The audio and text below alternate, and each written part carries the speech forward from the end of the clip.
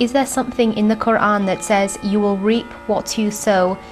If so, then can you please explain it? It's quite important question. We do have quite few verses as well as a hadith, okay, in which the main thing in terms of the creating evil and creating good. Okay, so Quran is very clear about it, saying وَهَلْ جَزَاءُ الْإِحْسَانِ إِلَّا الْإِحْسَانِ. Is a punishment, is a reward of good, is anything but a good, means if you do good you get good. Okay, so it is just the, you can say, the sunnah of the universe. Okay, so it's never possible that you will do evil to people and then people will respect, unless if you are maybe governor or if you are a very powerful person and people are scared. Okay, or otherwise, but definitely one day you will get for it. Anyway, according to a hadith, we do have some certain type of sins and oppression and evil for which human will pay even before his death. Okay, and Prophet counted some of them.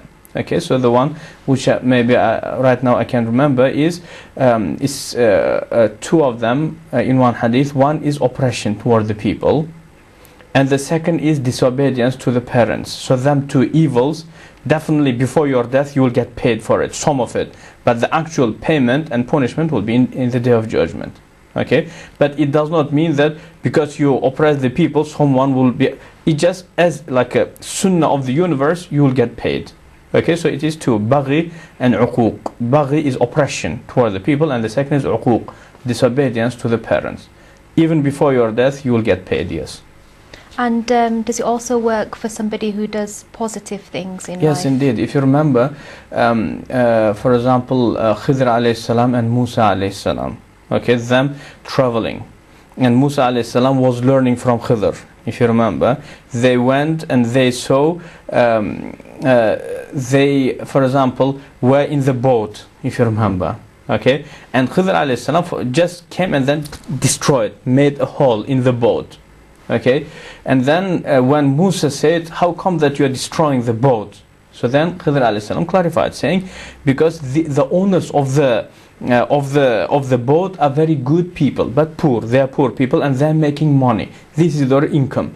And in the city towards they are going, there is some oppressive leader and he has a habit of taking the boats. So I made it defected, so damaged, okay, damaged, so that oppressor king will see it and then he will say, he will just let it go.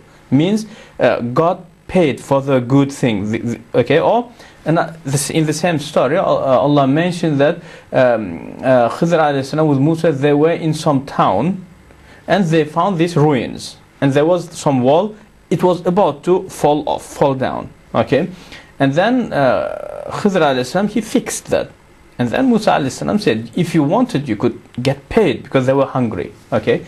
So then Khidr alayhi salam clarified that the wall, under the wall there is some treasure and it belongs to two orphans, and the parents, they died, but when they were alive they were good people. Okay, so Allah wanted to save the treasure because for the orphans, because their father, they were very genuine people.